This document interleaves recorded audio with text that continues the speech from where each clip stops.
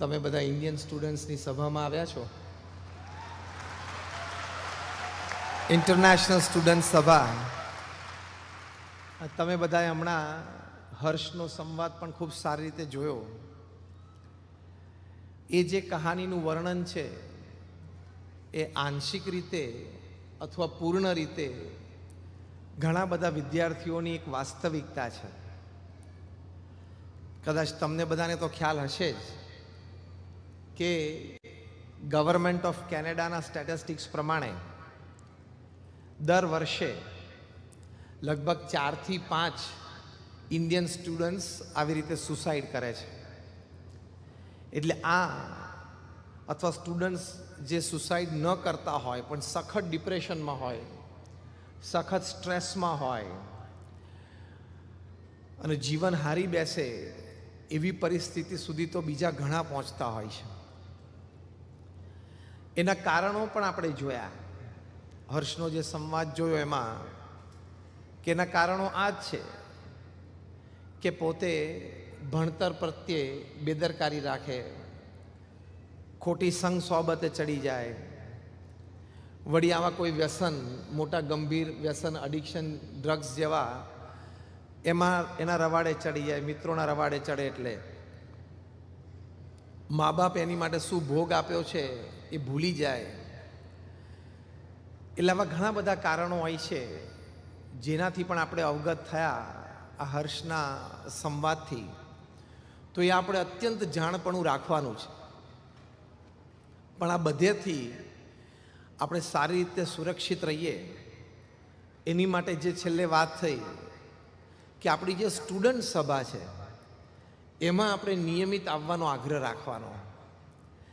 તમને એમ લાગે કદાચ કે સમય નથી રહેતો, તો મેન્ટલ એટીટ્યૂડ એવો રાખવાનો કે જેમ આપણે કોલેજમાં પીરિયડ ભરીએ છીએ, કોલેજમાં આપણે દિવસમાં 4, 5, 7 પીરિયડ્સ હોય, એમ અઠવાડિયે એક વખત, કોઈ જગ્યાએ 15 દિવસે એકવાર થતું હોય, તો એ પણ આપણો કોલેજનો પીરિયડ જ છે એમ સમજીને, કમ્પલસરી સબ્જેક્ટ છે એમ સમજીને પણ આપણે સત્સંગ સભામાં આવવાનું.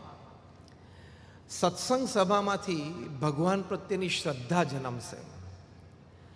અને હમણાં જે સંવાદમાં વાત કરી કે શ્રદ્ધાને અને સ્થિરતાને સીધો સંબંધ છે. ભગવાન પ્રત્યેની શ્રદ્ધા દ્રઢ થાય એટલે જીવનમાં સ્થિરતા આવે છે. ભગવાન પ્રત્યેની શ્રદ્ધા એટલે શું? સીધું પ્રેક્ટિકલ એ છે, a very practical definition of what is faith in God. Whatever has happened in my life so far, whatever is happening at the moment, and whatever will happen in future has happened with the wish of God, happening with the wish of God, will happen with the wish of God, and it's happening for my good. And if I keep that attitude, it happens for my progress and success. ભગવાનમાં શ્રદ્ધા એટલે આટલું જ. ભગવાનમાં શ્રદ્ધા એટલે આટલું જ કે મારા જીવનમાં અત્યાર સુધી જે કોઈ પ્રસંગો બન્યા છે, બની રહ્યા છે ને બનશે, એ ભગવાનની ઈચ્છાથી બન્યા છે, મારા સારા માટે બન્યા છે. અને હું એવો અભિગમ કેળવીશ તો એ જ પ્રસંગ મારી પ્રગતિનું અને સફળતાનું કારણ બનશે. આ વાતમાં દ્રઢ વિશ્વાસ એ ભગવાનમાં શ્રદ્ધા કહેવાય. આનાથી આપણને ખૂબ જ બળ અને હિંમત રહે. કારણ કે સંજોગો અને પરિસ્થિતિ જે હર્ષના જીવનમાં આપણે જોયા, એવા નાના મોટા પ્રસંગો, વિદ્યાર્થી કાળમાંથી આગળ જશો ત્યારે પ્રોફેશનલ કમર્શિયલ વર્લ્ડમાં જશો, it is not a cake walk. તમે બધા વિદ્યાર્થી છો અત્યારે. ઇફ યુ ફીલ કે you have a couple of certificates અને couple of professional degrees that can help you for a good job, it is not that easy. એ સમજો છો ને? ડિગ્રી હોય એટલે આપણને એક એશ્યોરન્સ રહે છે, ધરપત રહે છે, પણ જોબ મળવી અને જોબમાં કન્ટિન્યુ કરવું અને પછી કોમ્પિટિશનમાં રહેવું એ સંઘર્ષ છે. ઇન શોર્ટ, લાઈફમાં એવરી સ્ટેપ સંઘર્ષ છે. જીવનના છેલ્લા વર્ષ સુધી આપણે 95 કે 98 વર્ષની ઉંમરના થઈએ ને તો પણ છેલ્લા દિવસે પણ એક નાનો પ્રશ્ન તો ચાલુ જ હોય. એમાં ટકી રહેવા માટે, સ્થિરતા રાખવા માટે એક સમજણની જરૂર છે, ને એ છે આપણે સંવાદમાં જોયું ભગવાનમાં શ્રદ્ધા. આવા જ એક વિદ્યાર્થીની વાત કરું. બરોડામાં એકવાર અમારા સંતો પાસે એક સત્સંગી યુવક એના મિત્રને લઈને આવ્યો. એ મિત્ર એ સત્સંગી નહોતો, આવી રીતે સત્સંગ સભામાં આવતો નહોતો. એ બાજુના કોઈ ગામડામાંથી ત્યાં MS યુનિવર્સિટીમાં ભણવા માટે આવેલો. અને આના જેવી જ સેમ સ્ટોરી, હર્ષની જે સ્ટોરી આપણે અત્યારે જોઈ, very near to it. Drug addict થઈ ગયો હતો. એના પિતા તો સામાન્ય ખેડૂત હતા, પણ વડોદરાના આજુબાજુના જિલ્લામાં પાણી સારું એટલે ખેતી સારી ચાલતી હોય એટલે વળી પૈસા તો મોકલતા હતા, પણ ક્યાં વાપરે તો આ કે ટ્યુશનમાં, મારે પેલું ટ્યુશન રાખવાનું ને આ ટ્યુશન રાખવાનું. હવે બાપ બિચારા અભણ હતા, મા બાપ ખેડૂત હતા, એને ખબર ના પડે એટલે પૈસા મોકલ્યા કરે કે ભાઈ છોકરો તો બહુ ભણે છે. અને છોકરો ડ્રગ એડિક્ટ હતો, સંગ સોબતમાં હતો ખોટી. પણ આપણો સત્સંગી યુવક એમને સંતો પાસે, મંદિર પાસે લઈ આવ્યો. આપણે સંતો એમની સાથે વાત કરી. પછી એમને કહ્યું કે see what happens when you love God. આપણે જ્યારે ભગવાનને પ્રેમ કરીએ છીએ ત્યારે શું થાય છે? Let's talk practical. આપણે વાસ્તવિકતાની વાતો કરીએ, મોટી મોટી શાસ્ત્રોની નહીં. What happens when you love God. તો what happens when you love a person. વિદ્યાર્થીઓને કહું, તમે કોઈ વ્યક્તિ સાથે પ્રેમ કરો તો પહેલું એનું લક્ષણ શું છે? કે એ વ્યક્તિને ગમે એવું તમે કરવા માંડો. એમ આઈ રાઈટ? એ વ્યક્તિને સારું લાગે એવું તમે બોલો, એવું વિચારો, એવું કરો. એમ ભગવાન સાથે પ્રેમ એ આ સત્સંગ સભામાંથી શ્રદ્ધાનો વિષય છે. શ્રદ્ધા એટલે ભગવાન સાથેનો પ્રેમ, પ્રથમ પગથિયું. તો હવે ભગવાનને ગમે એમ કરવાનો પ્રયત્ન કરવાનો. આપણી યુવાન અવસ્થા છે અને વાતાવરણ એવું છે એટલે 100% ન થઈ શકે, જેટલું થાય એટલું. પણ love for God teaches you that I want to do something that pleases God. મારે કંઈક એવું કરવું છે જે ભગવાન રાજી થાય. પછી આપણું બોલવાનું, ચાલવાનું, ઉઠવાનું, બેસવાનું વિવેક આવે.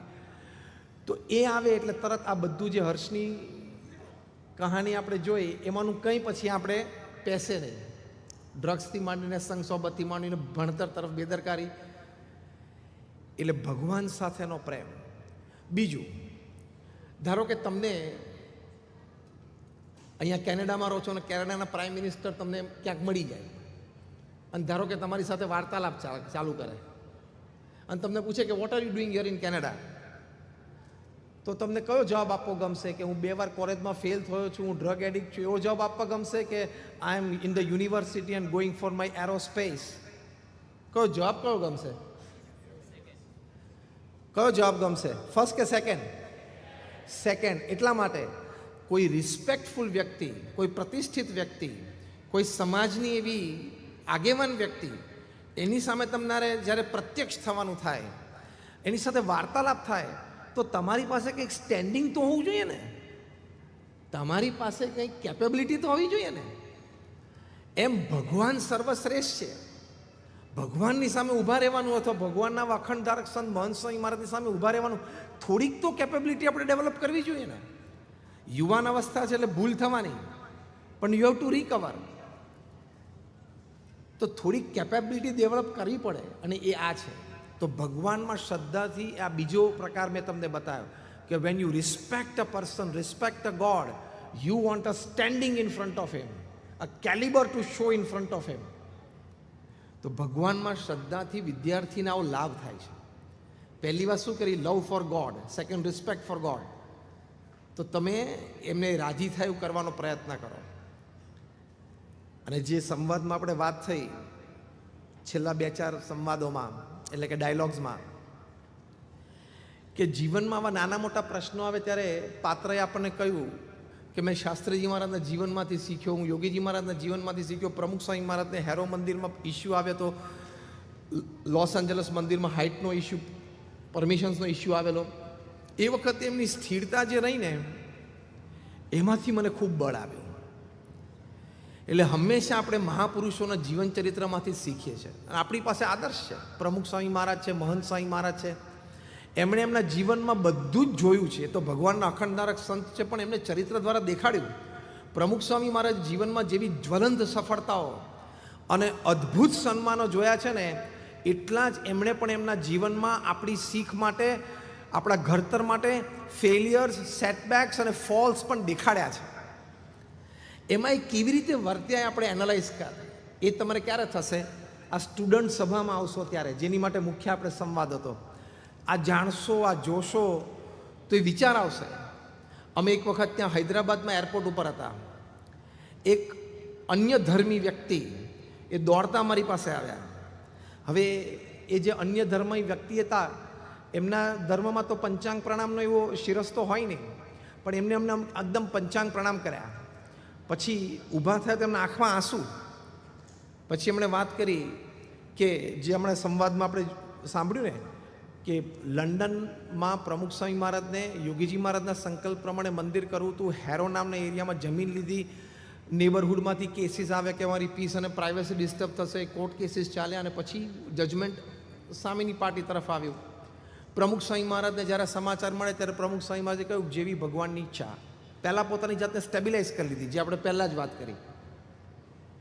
ભગવાન પ્રત્યેની શ્રદ્ધા છે ને તમને સ્ટેબિલાઇઝ કરે, કે જેવી ભગવાનની ઈચ્છા. એટલે પ્રમુખ સ્વામી મહારાજે પહેલાં પોતાની જાતને સ્ટેબિલાઇઝ કરી લીધી.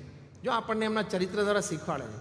બીજું શું બોલ્યા કે આપણે આપણો પુરુષાર્થ કરી લીધેલો, હવે જે પરિણામ આવ્યું આપણે સ્વીકારી લેવાનું.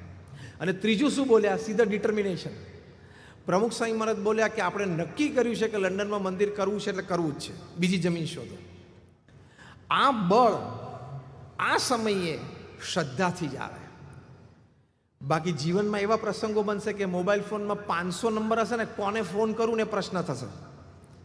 એવા ગંભીર સંજોગો જીવનમાં આવી જ શકે છે ને આવે જ છે. એ વખત એક જ ફેક્ટર આપણને સ્થિર રાખી શકે છે અને એ છે શ્રદ્ધા. હવે એક બીજા દ્રષ્ટિકોણથી જોઈએ કે શ્રદ્ધા આપણને સ્થિરતા કેવી રીતે આપે છે. તો શ્રદ્ધા છે આપણને વેલ્યુઝ શીખવાડે છે. ભગવાન પ્રત્યેની શ્રદ્ધા છે એ આપણને જીવનમાં સદ્ગુણો શીખવાડે છે. એ સદ્ગુણો આપણે કેળવી શકીએ છીએ. એ સદ્ગુણોના લીધે આપણને સ્થિરતા રહે. પરમ પૂજ્ય મહંત સ્વામી મહારાજ એક વખત અમદાવાદમાં હતા. એક બહુ જ નામાંકિત પ્રતિષ્ઠિત પત્રકાર સ્વામીશ્રીને મળવા માટે આવેલા. એમણે પોતાનો પરિચય આપ્યો, પોતાના દૈનિકનો પરિચય આપ્યો અને ઘણું મોટું નામ. પછી મહંત સ્વામી મહારાજને એમણે વાત કરી કે મારા કાર્યક્ષેત્રમાં મને ઘણી પ્રાપ્તિ થઈ છે. મેં state level, national level, 1-2 international લેવલના પણ પત્રકારત્વમાં અવોર્ડ્સ મેળવેલા છે. એટલે મને મારી પ્રોફેશનલ કારકિર્દીથી ઘણો સંતોષ છે. પણ મને એમ થાય છે કે મારે એક સારા માણસ બનવું પડશે. મને વિચાર પણ છે, મારે કોઈ એવી કુટેવો પણ નથી, પણ હજી મારે સારું બનવું છે. તો એક સારો માણસ કેવી રીતે બનવું એ આપ કહો. મહંત સ્વામી મહારાજ એક જ શબ્દ બોલે. આપણે જાણીએ છીએ બહુ મિતભાષી છે, સ્પીક્સ વેરી લેસ, એકદમ મિતભાષી છે. એક જ શબ્દ બોલ્યા, શ્રદ્ધા. તો શ્રદ્ધાથી આપણે સારા વ્યક્તિ બની શકીએ છીએ. કેમ? એની વચ્ચે એક લિંક છે. શ્રદ્ધાથી આપણા જીવનમાં સારા સદ્ગુણો આવે છે. એ સારા સદ્ગુણોના લીધે આપણે સ્થિર થઈ શકીએ છીએ. શ્રદ્ધા છે એ કનેક્ટિંગ લિંક છે આપણી ભગવાન સાથે. જેમ તમે નળ ખોલો ને પાણી કેમ આવે છે? કારણ કે ઓવરહેડ ટેન્કમાં પાણી છે અને ત્યાં એનું કનેક્શન છે. એમ ભગવાન છે, પ્રત્યક્ષ છે, એની સાથે કનેક્શન છે. એટલે તમે એ શ્રદ્ધાથી એમના સદ્ગુણો, ભગવાન અને સંતના સદ્ગુણો એ આપણા જીવનમાં આવે છે. ધર્મ, જ્ઞાન, વૈરાગ્ય, ભક્તિ સંબંધી અનેક સદ્ગુણો હોય એ આપણા જીવનમાં આવે છે ને, એ પછી સ્થિરતા લાવે છે. એટલે શ્રદ્ધાથી સદ્ગુણો આવે અને સદ્ગુણોથી સ્થિરતા આવે. શ્રદ્ધાથી કેવા સદ્ગુણો આવે છે? સ્વામિનારાયણ અક્ષરધામ દિલ્હીમાં છે, હવે અહીંયા રોબિન્સવિલમાં અમેરિકામાં બની રહ્યું છે. તો ત્યાં હજારો લોકો રોજ આવે છે, શ્રદ્ધા કેળવીને જાય છે, શ્રદ્ધામાં વિશેષ વધારો કરીને જાય છે અને શ્રદ્ધાથી સદ્ગુણો કેળવીને જાય છે. એક વખત સાંજે જનરલ વિઝિટર્સ બુક આપણે સ્વયંસેવકો તપાસતા હતા, તો એમાં કોઈએ લખેલું कि मैं एक हरियाणा के छोटे से गांव में से आता हूं, मेरा व्यवसाय ये है कि मैं घर घर जाके दूध बांटता हूं. हमारे गांव में 70-80 घर हैं, हम 3 दूध वाले हैं और साइकिल में 2 कैन लेके मैं घर घर जाके दूध बांटता हूं. मेरी आयु 50 साल की है. मैं दिल्ली में सिर्फ 2 दफा आया हूं. एक बार जब हमारे गांव में कोई बड़े घर में शादी थी तो मैं बारात में यहाँ दिल्ली आया था, और दूसरी दफ़ा अभी मैं आया, कुछ काम के लिए आया हूँ। यहाँ आया, अक्षरधाम के नज़दीक से गुजरा, देखा कि इतना भव्य क्या है, चलो अंदर चलता हूँ।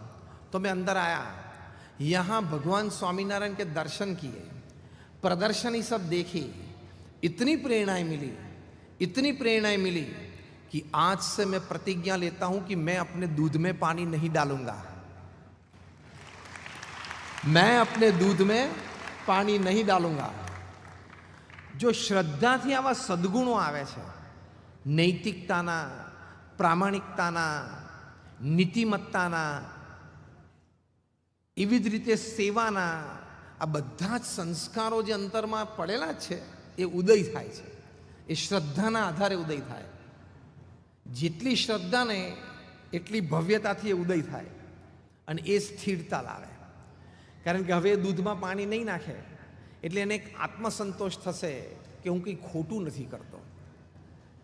હવે ખોટું નથી કરતા એનો એક આનંદ થશે ને। અને જ્યારે એને જીવનમાં નાટી મોટી કોઈ તકલીફ આવશે ને ત્યારે એને આ વાતનું બળ રહેશે કે મેં ખોટું નથી કર્યું અને થોડુંક ખોટું થતું હતું મેં બંધ કર્યું છે, તો હવે ભગવાન મને સહારો આપશે, ભગવાન મારી મદદે આવશે, કારણ કે હું ભગવાનને જેવું ગમે છે હું થવાનો મેં પ્રયત્ન કર્યો છે। આ જે શ્રદ્ધાની લિંક છે ને એ આપણને કપરીમાં કરી, કપરી પરિસ્થિતિ, the most difficult times of your life, which I said earlier કે it is part and parcel of everybody's life, life is like a sine wave, આવશે જ। એ વખતે આ બરોબર સ્થિરતા આપી શકે છે। આ એક પ્રસંગ સાંભળીને પણ આપણને આનંદ આવ્યો કે નહીં, કે મેં अपने दूध में पानी नहीं डालूंगा। જ્યારે નીલ આર્મસ્ટ્રોંગે પહેલો પગ ચંદ્ર ઉપર મૂક્યો ને ત્યારે ન્યુયોર્ક ટાઈમ્સે આર્ટિકલમાં ટાઇટલ પેજ ઉપર લખેલું કે a small step by a man but a giant leap for mankind, કે માણસે તો એક નાનું ડગલું ભર્યું ચંદ્ર ઉપર પણ માનવતાએ બહુ મોટી ફલાંગ મારી। એમ દિલ્હી અક્ષરધામમાં ત્યાં એક સામાન્ય વ્યક્તિએ આવી એક પ્રતિજ્ઞા લીધી, આજે આપણે 10,000 માઇલ દૂર એ વાત સાંભળીને આનંદ પણ થયો અને પ્રેરણા પણ મળી। એમ આઈ રાઈટ? એ જે આનંદ અને પ્રેરણા છે ને એ આપણને સ્થિરતા આપે, એ કનેક્ટિંગ લિંક છે। તો આવી રીતે શ્રદ્ધાની એલિમેન્ટ છે, કારણ કે તમે સખત ડિપ્રેશનમાં, સ્ટ્રેસમાં, ડિસ્ટ્રેસમાં હો, અંતરથી તમે હારી જાઓ ને ત્યારે આ શ્રદ્ધા જ કામ કરે। Nothing else helps, all your talents, all your academics, all your experiences, all your know hows, all your platforms, all your back support system, nothing works. જો આને હર્ષના કેસમાં ક્યાં કશું કામમાં આવ્યું, સંવાદમાં આપણે જોયું, એ વખતે એક ભગવાનમાં શ્રદ્ધા છે એ કામ લાગી જાય। જો અર્જુન હતા, એ અર્જુનને કુરુક્ષેત્રના મેદાન ઉપર સ્ટ્રેસ આવેલો જ કે હું મારા સગાવાલા સાથે યુદ્ધ ના કરું, હું કેવી રીતે મારા વડીલોને મારી શકું, જેની પાસે ઉછરીને મોટો થયો, જેની પાસેથી વિદ્યા શીખ્યો, મને મારવાના, મૂકી દીધું। ભગવાન કૃષ્ણને ઘણો બધો ઉપદેશ આપ્યો, આખી શ્રીમદ ભગવદ્ ગીતા છે, પણ ભગવાન શ્રી કૃષ્ણએ એમને શું કીધું કે મન મના ભવ, તું મારામાં મન રાખ, હું કહું એમ તું કર અત્યારે। અને શ્રદ્ધાનું એલિમેન્ટ તો હતું જ, અર્જુન પરમ ભક્ત જ હતા, પણ શ્રદ્ધાનું એલિમેન્ટ ભગવાન શ્રી કૃષ્ણએ એ વખતે વાપર્યું। એટલે આપણને શું મેસેજ છે એનો આપણને બધાને, કે આવા સંજોગોમાં આપણે પણ શ્રદ્ધા ઉપર જ આધાર રાખવો, એટલે ભગવાન પ્રત્યેની અતૂટ શ્રદ્ધા ઉપર જ આધાર રાખવો। ભગવાનમાં અર્જુને મન રાખ્યું અને ભગવાનનું કયું કર્યું તો બધું જ કામ પાર પડ્યું અને આજે નરનારાયણ દેવ પધરાઈ ગયા। ભગવાનની સાથે અર્જુનનું પૂજન થાય છે। તો જ્યારે જ્યારે પણ સ્ટ્રેસ આવે ને ત્યારે ભગવાનમાં શ્રદ્ધા જ અગત્યની વાત છે। સ્ટ્રેસ મેનેજર્સ છે ને તમને ઘણી બધી વાતો શીખવાડ્યા। કલર યોર ઓફિસ ગ્રીન, તમે કોઈ ગયા હશો તો ખબર પડશે, colour your office green, go on a beach, have a walk, go for a swim, આ બધું કરે। તો કૃષ્ણ ભગવાને અર્જુનને આમાંથી કંઈ કહેલું કે લેટ્સ પેઇન્ટ ધ ચેરિયોટ ગ્રીન। આપણે આપણું ચેરિયટ ગ્રીન પેઇન્ટ એટલે તને આમ લીલું લીલું આગળ બધું આમ શાંત શાંત થઈશ। એ બધું પાંદડાને પાણી પાવા જેવું છે, મૂળમાં પાણી જવું જોઈએ। મૂળ છે ને આ છે કે હું ભગવાનનો સંતાન છું, હું ભગવાનની ભક્તિ કરું છું, મને ભગવાન પ્રત્યેની શ્રદ્ધા છે, કદાચ મારા પ્રારબ્ધ કર્મ અનુસાર મારા જીવનમાં આવો એક પ્રસંગ બન્યો છે, પણ ભગવાન મને સાચવી લેશે, ભગવાન મારું ધ્યાન રાખશે. મહંત સ્વામી મહારાજ મારા ગુરુ છે, એમના મેં દર્શન કર્યા છે, મેં એમને પત્ર લખ્યો છે અથવા તો મેં એમને વાત કરી છે અને એમને મને આશીર્વાદ આપ્યા છે કે બધું સારું થશે અને મારું થશે જ. આપણને બધાને ખબર પણ છે અને આશ્ચર્ય અને હકીકત પણ છે કે આજે હજારો હરિભક્તો, હજારો ગુણભાવીઓ મહંત સ્વામી મહારાજના એક વચને અત્યારે પોતાના જીવનની કટોકટીના સમયમાંથી પસાર થઈ રહ્યા છે. 5-15ને તો બધા જ સંતો ઓળખે છે, જેટલા સંતો છે બધા 5-15ને તો એવાને ઓળખે જ છે કે જે અત્યારે at this very moment on today 18th June, અત્યારે જ્યારે આપણે વાત કરી રહ્યા છીએ ત્યારે એના જીવનમાંથી બહુ કપરી પરિસ્થિતિમાંથી એ પસાર થઈ રહ્યા છે. પણ આપણે એને પૂછીએ, સંતો કોઈ પણ એમને આશ્વાસન આપે અથવા કંઈક વાત કરે તો એ હરિભક્તો અથવા ગુણભાવી એક જ વાત કરે કે મહંત સ્વામી મહારાજને મેં પત્ર લખ્યો છે અને એમના આશીર્વાદ આવી ગયા છે અને એમને કીધું છે કે બધું સારું થઈ જશે, બસ સ્વામી આ 2 શબ્દો ઉપર અત્યારે હું જીવું છું. એવો જવાબ બધા સંતોએ કોકને કોક પ્રસંગે હરિભક્તો કે ગુણભાઈ પાસે સાંભળેલો છે. આટલી તાકાત શ્રદ્ધામાં છે. It can sustain you, it's a life saving system. Life saving injections, life saving drugs હોય ને, આ લાઈફ સેવિંગ આખી સિસ્ટમ છે, શ્રદ્ધા છે. અને શ્રદ્ધાના આધારે લોકો તરી જાય છે, તર્યા છે ને તરી જાય છે. બહુ જ સારા એક ઉદ્યોગપતિ મનુભાઈ માધવાણી, આફ્રિકાના બહુ એક પ્રતિષ્ઠિત નાગરિક, ખૂબ મોટો વ્યવસાય અને અનેક પ્રકારના બધા વ્યવસાયો. એ ઘણી વખત આ વ્યવસાય સંબંધી જરા મન ઉપર ભાર રહેતો હોય, કારણ કે આટલો મોટો વ્યવસાય હોય એટલે પ્રોફિટ્સ એન્ડ લોસીસની મોટી વાતો હોય. એટલે પ્રમુખ સ્વામી મહારાજને જ્યારે મળે લંડનમાં અથવા અન્ય ઠેકાણે ત્યારે વાત કરે, સ્વામી આ ધંધાનું ટેન્શન બહુ રહે છે. ત્યારે પ્રમુખ સ્વામી મહારાજ કાયમ મનુભાઈ માધવાણીને કહેતા કે ભગવાનને તમે કરતા હરતા જાણો, આપણે નિમિત્ત માત્ર છીએ, પુરુષાર્થ કરી લેવાનો, આપણી જે પ્રવૃત્તિઓ એમાં પૂર્ણ પુરુષાર્થ કરવાનો, પ્રશ્ન આવે તો એના સમાધાન માટે સમય પણ આપવાનો અને રિસોર્સિસ પણ ખર્ચવાના, પણ અંતરમાં દ્રઢ માનવાનું કે હું પ્રયત્ન કરું છું પણ ભગવાનની ઈચ્છા હશે એ પ્રમાણે થશે, ભગવાન કરતા હરતા છે એમ તમે માનો. કાયમ મનુભાઈને આ વાત કરે. વર્ષો વીતી ગયા. એક વખત મનુભાઈ માધવાણી પ્રમુખ સ્વામી મહારાજને મળ્યા અને સ્વામીને કહ્યું, સ્વામી આપે જે મને ઘણી વખત આ ઉપાય સુજાડ્યો છે એ મેં હવે સિરિયસલી પ્રયત્ન કર્યો છે કે દિવસ દરમિયાન પણ કદાચ એવી કોઈ સ્ટ્રેસ તણાવ લાવી વાત ના હોય પણ આમ ભાર હોય, not stress but load of work, કામનો ભાર હોય, તણાવ ના હોય પણ જરા ભાર હોય, તો હું માનું છું કે ભગવાન કરતા હરતા છે.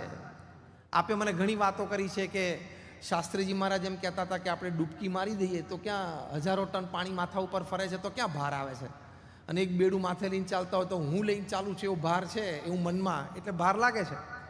એ વાત હું રોજ સવારે રિપીટ કરું છું અને હું માનું છું કે મારો ધંધો ભગવાન ચલાવે છે. તો સાંજ પડે એકદમ હું હળવો થઈ જાઉં છું, રાત્રે ઊંઘ પણ સરસ આવે છે, અને ધંધા સંબંધી કોઈ સ્ટ્રેસ આવે, તણાવ આવે ત્યારે હું ભગવાન પર છોડી દઉં છું ને બહુ હળવો થઈ ગયો છું. જો આ ભગવાનમાં શ્રદ્ધાથી આપણે આવા સંજોગોમાં પણ હળવા થઈ શકીએ છીએ. એમની દ્રષ્ટિએ તો આપણે વિદ્યાર્થી અવસ્થામાં છે, આપણે કાંઈ એવું નથી, અને થોડું ઘણું હોય જાતે ઊભું કરેલું હોય. આ થયેલું એવું હમણાં હર્ષના સંવાદમાં આપણે જોયું એ. અત્યારે આપણે વિદ્યાર્થી અવસ્થામાં 2 જ કામ છે, સ્ટડીઝ એન્ડ સત્સંગ. 2 જ કામ, અભ્યાસ અને સત્સંગ. ત્રીજો કોઈ કાર્યક્રમ જ નહીં. અને ત્રીજો કાર્યક્રમ શરૂ કર્યો તો હર્ષની પાછળ જ છે. સંવાદ જો ને, ત્રીજો કાર્યક્રમ એકે શરૂ કર્યો, એને જે 3-4 કાર્યક્રમ શરૂ કરેલા, જે 3-4 કાર્યક્રમ શરૂ કરેલા એમાંનો એકેય કાર્યક્રમ જો શરૂ થયો વિદ્યાર્થી અવસ્થામાં તો આ જ લાઈન ઉપર છે. અત્યારે 2 જ ફોકસ, અભ્યાસ અને સત્સંગ. મહંત સ્વામી મહારાજની આ રુચિ છે કે વિદ્યાર્થી તરીકે આપણે અભ્યાસ અને સત્સંગ 2 ઉપર જ ફોકસ રાખવાનો. એટલું ફર્સ્ટ ક્લાસ કરિયર બની જાય, 2 પ્રોફેશનલ ડિગ્રી હાથમાં આવી જાય, ધીમે ધીમે જોબ શરૂ થઈ જાય, એક્સપિરિયન્સ શરૂ થઈ જાય, અને 2 પ્રોફેશનલ ડિગ્રી હોય અને 10 વર્ષનો તમને પ્રોફેશનલ એક્સપિરિયન્સ થઈ જાય, તમે કઈ કક્ષાએ પહોંચી શકો? Unbelievable. Am I right or wrong? Unbelievable કક્ષાએ પહોંચી શકો. એ સત્સંગ છે એ આ ભગવાન પ્રત્યેની આપણને શ્રદ્ધા દ્રઢ કરાવે છે. તમે સત્સંગ સભામાં આવશો એટલે અનેક પ્રકારની આવી બધી વાતો તમને સમજવા, જાણવા, જોવા મળશે. અને એ સમજવા, જાણવા, જોવા મળશે એટલે એમાંથી તમને બળ આવશે. અરે સાયન્સ પણ આ કહે છે. ચલો, તમે બધા સાયન્સના વિદ્યાર્થી છો. Let me talk to you of something about science. University of Philadelphia, અમેરિકામાં પ્રોફેસર એન્ડ્રુ ન્યુબર્ગ, પ્રોફેસર એચ.જી. કોઈંગ, આ હું તમને નામ આપું છું, તમે ગૂગલ ઉપર જજો. આ બંને પ્રોફેસરે એક સર્વે કર્યો કે ભગવાનના નામ સ્મરણથી આપણને લાભ શું છે. એ લોકોએ લખ્યું કે સ્વર્ગની અને મોક્ષની વાત જ નથી, અમારે એની વાતનું સંશોધન નથી કરવું. જમાનો કેશ એન્ડ કેરીનો છે. જમાનો શેનો છે? Cash and carry. You buy and you get and you smile. પૈસા આપો, પદાર્થ મેળવો અને આનંદ કરો. કેશ એન્ડ કેરીનો જમાનો. તો ભગવાનના નામ સ્મરણમાં કેશ એન્ડ કેરી હોવું જોઈએ. હું કંઈક નામ સ્મરણ કરું તો મને પ્રત્યક્ષ લાભ થવો જોઈએ, અનુભૂતિ થવી જોઈએ. તમે એમ કહો ભગવાનનું નામ સ્મરણ તમારું બેંક એકાઉન્ટમાં જમા થાય છે, ભક્તિના બેંક એકાઉન્ટમાં, તે છેલ્લે મોક્ષમાં કામ આવશે. આ બે વૈજ્ઞાનિકો કે ના, અમારે એ સંબંધી વાત સાચી ખોટી નથી કરવી, પણ આ સંશોધન કરવું છે. 4000 વ્યક્તિઓને અમેરિકામાંથી ભેગા કર્યા, ડિફરન્ટ એજ ગ્રુપના, હજાર 4 ગ્રુપ. પહેલું એજ ગ્રુપ હતું 4 થી 12 વર્ષના બાળકો. સેકન્ડ એજ ગ્રુપ હતું 12 to 22, જે તમે બધા છો, 12 થી 22, અને જે બધા વિદ્યાર્થીઓ બેઠા છે તે. ત્રીજું એજ ગ્રુપ હતું 22 થી 60, અને ચોથું એજ ગ્રુપ હતું 60 and 60 and 60+. આ બધાને કેવું કે તમે ભગવાનનું નામ સ્મરણ કરો. એ પહેલાં સાયકોન્યુરો સોફ્ટવેર્સથી એમના માઇન્ડ મેપિંગ અને MRIs થયેલા. પછી એ લોકોએ નામ સ્મરણ કર્યું, 12 મિનિટ સુધી કરાયું, 3-4 વખત પ્રયોગ કર્યો. પછી એ લોકોને પાછા મોકલ્યા કે તમારે હજી મહિના સુધી, 1.5 મહિના સુધી આ પ્રયોગ ચાલુ રાખવાનો, because you are part of the experiment, because you are subject of the experiment. ઘરે આ પ્રયોગ ચાલુ રાખજો. પછી બધાને પાછા બોલાવ્યા યુનિવર્સિટી કેમ્પસમાં. 3-4 વાર નામ સ્મરણ એ રીતે કરાવી, અને પછી સાયકોન્યુરો સોફ્ટવેર્સ વર્ઝન 2.0 થી એ લોકોનું MRI અને માઇન્ડ મેપિંગ કર્યું. કન્ક્લુઝન રિપોર્ટમાં લખ્યું છે, તમે વાંચજો વિદ્યાર્થી, હવે ખાસ સાંભળજો. કન્ક્લુઝન રિપોર્ટમાં લખ્યું છે કે 4 થી 12 વર્ષની ઉંમરના જે બાળકો હતા એ નિત્ય 12 મિનિટ પણ નામ સ્મરણ કરતા હતા. they had 15 to 25% rise in their memory power. એટલે કે તમારી યાદ શક્તિ એ નામ સ્મરણથી વધે છે. બીજી વાત લખી છે, 12 થી 22 ના હતા. હવે આપણી વાત આવી, તમારી બધાની. 12 થી 22 વર્ષની ઉંમરના કિશોરો યુવક હતા. એ લોકોને 15 થી 25% વધારો શેમાં જણાયો? એટલે આ સાયન્ટિફિક હતું, કારણ કે MRIs સોફ્ટવેર્સમાંથી એ લોકોને હાર્મોન્સ જે બોડીમાં રિલીઝ થાય એમાંથી એ લોકો સ્ક્રુટિનાઇઝ કરી શકે. તો 15 થી 25% વધારો હતો વિલ પાવર અને કોન્ફિડન્સમાં. આ બે ગુણો તમારે અત્યારે ખૂબ જોઈએ. આત્મવિશ્વાસ એ આ તરુણને યુવા અવસ્થામાં ખૂબ જોઈએ. તે નામ સ્મરણથી વિલ પાવર અને કોન્ફિડન્સ વધે છે. આ બંને વૈજ્ઞાનિકોએ કન્ક્લુઝન રિપોર્ટમાં લખ્યું છે. 22 થી 60 વર્ષની ઉંમરના હતા એ લોકોને પણ 15 થી 25% વધારો in their buffer capacity two absorb the shocks of life. જીવનમાં જે દુઃખ આવે, જીવનમાં જે ઝાટકા આવે, એ સહન કરવાની શક્તિમાં 15 થી 25% વધારો. કારણ કે જેટલા આવવાના હોય ને ઝાટકા એ 22 થી 60માં જ આવે. હા, financial, family, personal life, health. 60 કે 60 થી ઉપરના જે મોટા હતા એ લોકો પણ નિત્ય નામ સ્મરણથી એ લોકોને શું લાભ? તો સાયકોન્યુરો સોફ્ટવેર રિઝલ્ટ કાઢ્યું કે they had 15 to 25% increase in the capacity of their immune system. એટલે કે રોગ પ્રતિકારક શક્તિમાં એ લોકોને મજબૂતાઈ આવી. તો કન્ક્લુઝન રિપોર્ટમાં લખ્યું કે ભગવાનના નામ સ્મરણથી તમારી યાદ શક્તિ વધે છે, તમારો વિલ પાવર વધે છે, તમારો કોન્ફિડન્સ વધે છે, દુઃખ સહન કરવાની શક્તિ વધે છે, અને રોગ પ્રતિકારક શક્તિ વધે છે. તો આપણે ભગવાનનું નામ સ્મરણ કરવું જોઈએ કે નહીં? બધા વિદ્યાર્થીઓ બેઠા છે, આંગળી ઊંચી કરો તો જે માનતા હોય કે ભગવાનનું નામ સ્મરણ કરવું જોઈએ કે નહીં. Thank you very much. એટલે આપણા સત્શાસ્ત્રોએ તો શ્રદ્ધાની વાત કરી જ છે. આવા અનેક પ્રકારના લાભ, શ્રદ્ધાના અનેક એકમો, પછી મંદિરે દર્શન કરો, સંત સમાગમ કરો, સત્શાસ્ત્રો વાંચો, નામ સ્મરણ કરો, એ બધામાંથી ફિઝિકલ, મેન્ટલ, ઇમોશનલ લાભ છે. લૌકિક દ્રષ્ટિએ તો લખ્યા જ છે.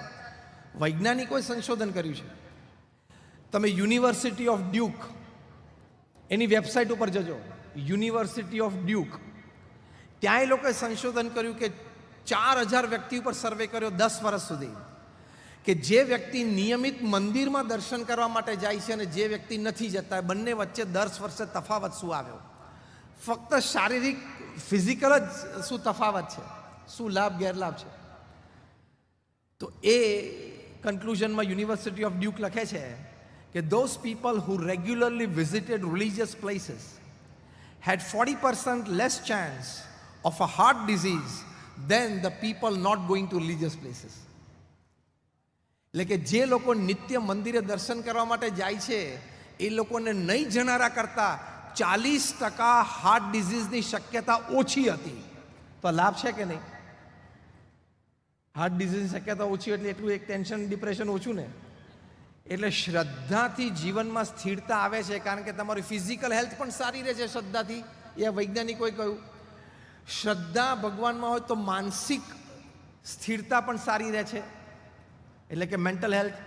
શ્રદ્ધા હોય તો તમારી ઇમોશનલ હેલ્થ, આંતરિક સ્વાસ્થ્ય એ પણ મજબૂત રહે છે. તો if your physical health, if your mental health, if your emotional health, if they can be made good by chanting the holy name, it's overall stability in life.